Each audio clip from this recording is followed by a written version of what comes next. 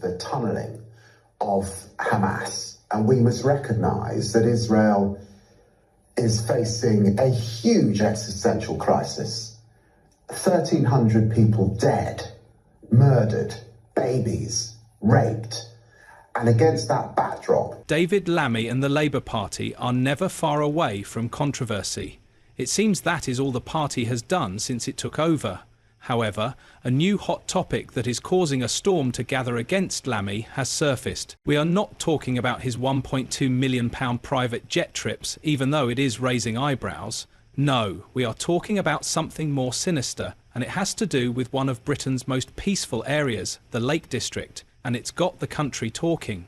Assalamu alaikum, Robert Carter here reporting for 5 Pillars. Now I have arrived on the site, the construction site for the new super humongous mega humongous masjid that's apparently being built here. Now I can confirm there is a masjid being built here, but it's not quite the project that's being described in right-wing circles. We're going to be reporting on it for 5 Pillars. I'm speaking to my man here, Ollie, who is a local, who is involved in the project and who is also a convert to Islam, who is looking to set the record straight about the project, the intentions behind it, what it's really all about, and to respond to all of the right-wing hate and misinformation that's being peddled online surrounding this project. So stay tuned, watch on 5 Pillars our exclusive coverage, which is coming to you in the near future, of the mega masjid that's being built in the Lake District, inshallah. Stay tuned.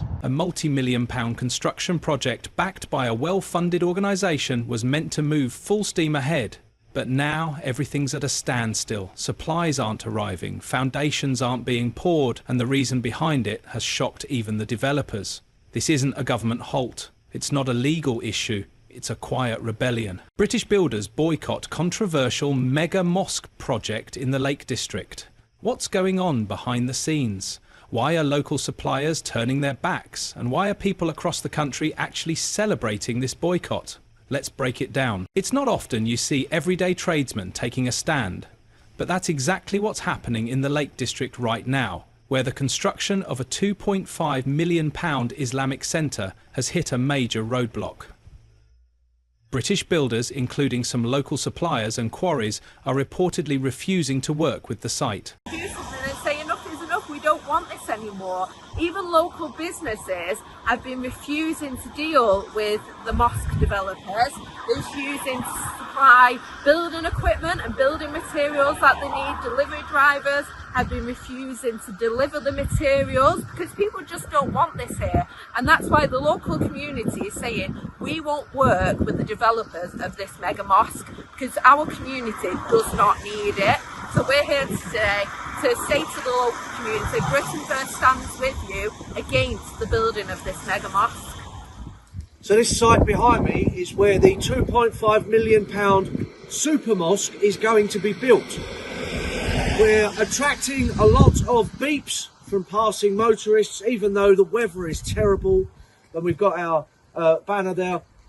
Therefore, this move has led to delays of vital supplies like concrete and stone, and, according to the centre's own representative, the pushback seems to have started after GB News aired critical coverage of the project. In a recent YouTube update, a spokesperson from the South Lakes Islamic Centre openly admitted that concrete deliveries were delayed and that some local suppliers had outright refused to deal with them. He added that even had declined to supply stone for the foundation work, and that work was meant to go ahead this week, but it's now stalled.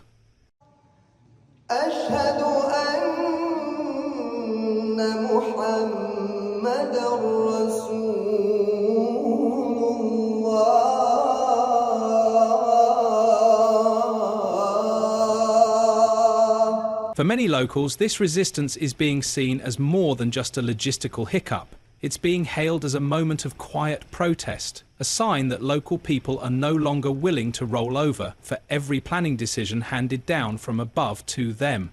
Of course, the spokesperson tried to downplay it. We have managed to find suppliers, we've just been delayed for a few days, he said. Alaikum wa rahmatullah wa barakatuhu.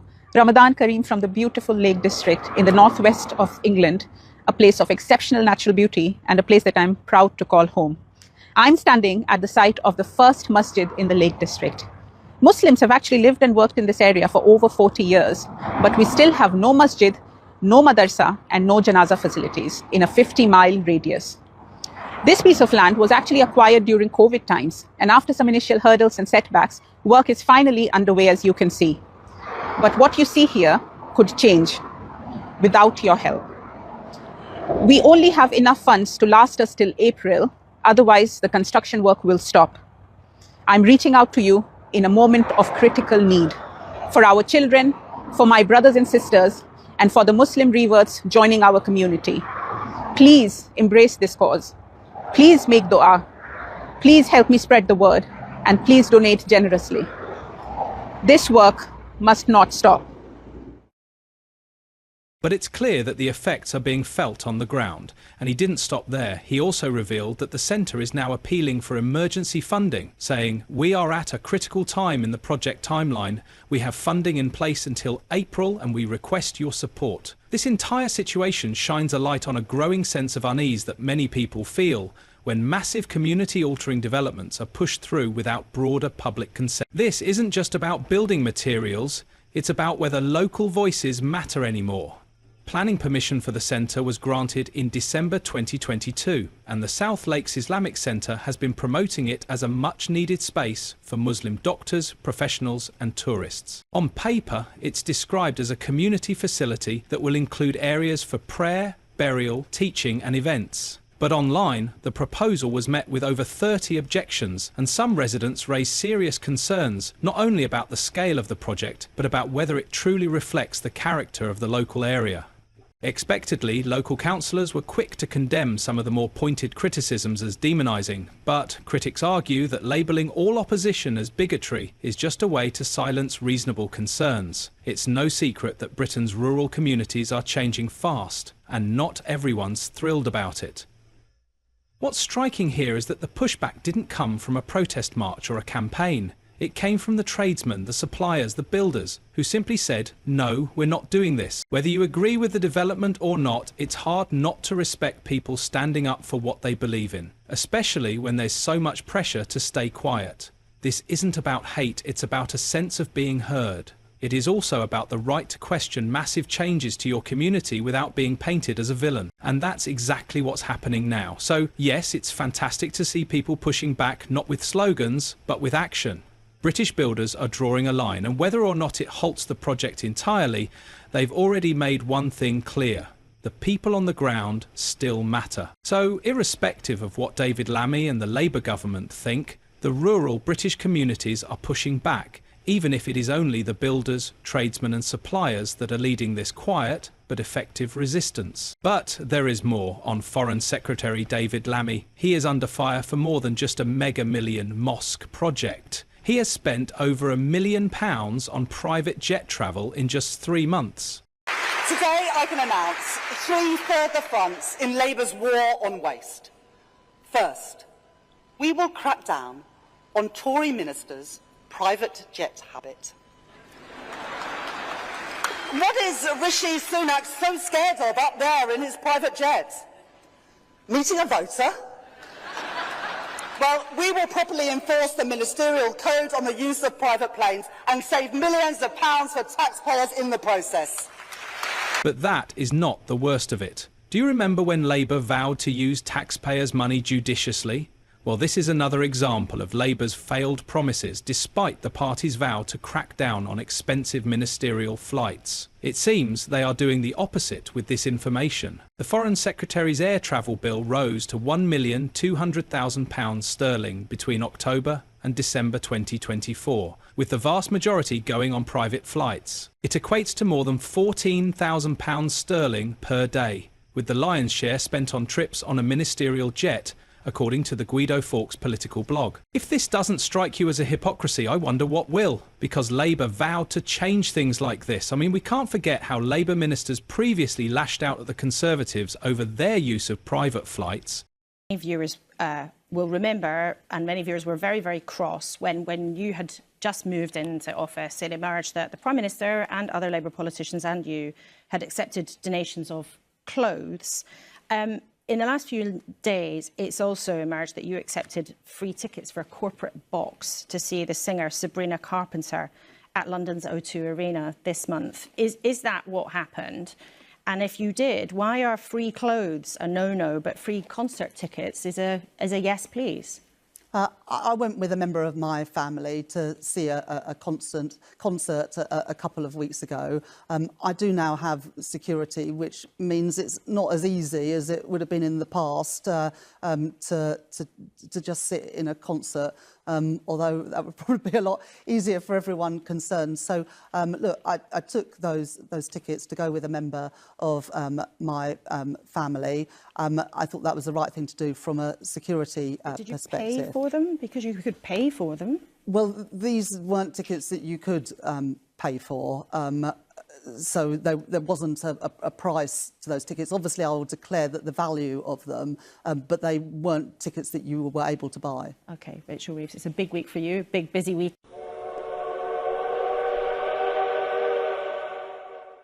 In October 2023, Rachel Reeves, now the Chancellor, promised a crackdown on Tory ministers' private jet habit if Labour came to power.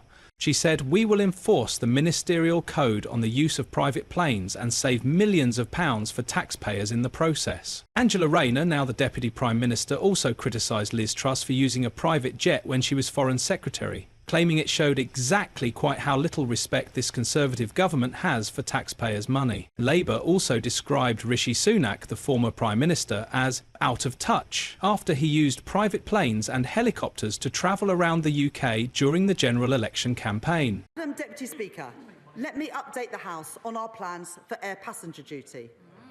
And I can see the right honourable gentleman's ears have pricked up. Air passenger duty has not kept up with inflation in recent years, so we are introducing an adjustment, meaning an increase of no more than £2 for an economy-class short-haul flight. But I am taking a different approach when it comes to private jets.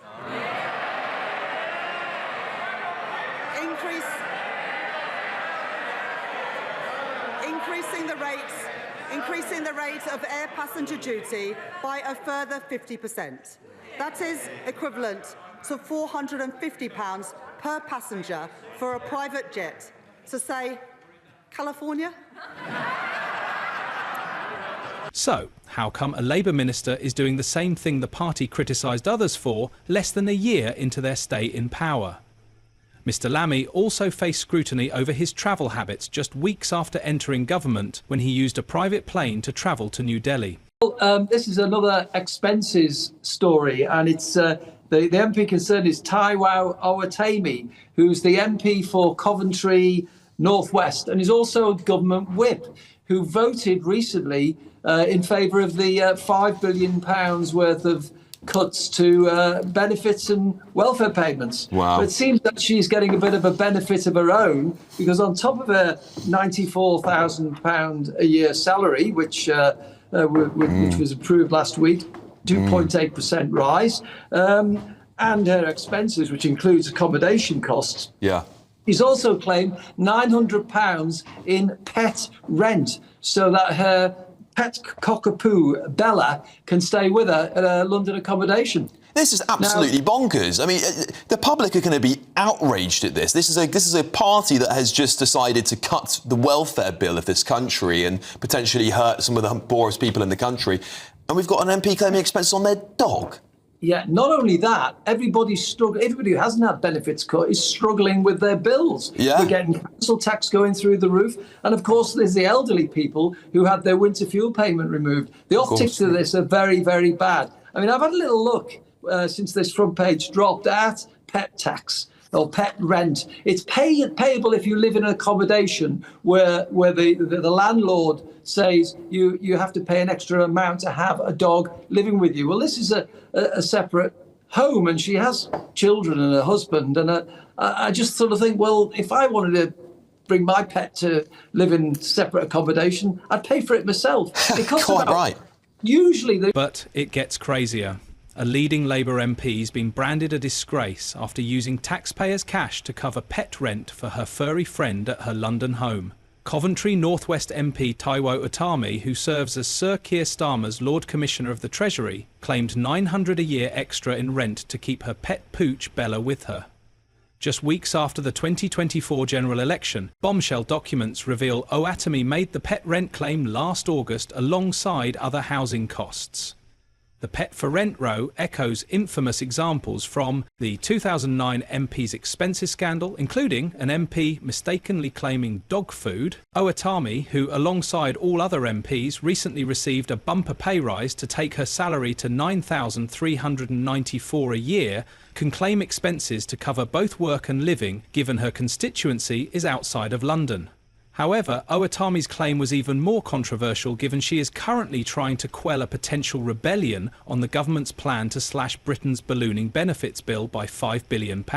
It is like they have a separate rule for themselves and another for others. If you enjoyed this political discussion, like the video and subscribe to the channel for more fascinating political content.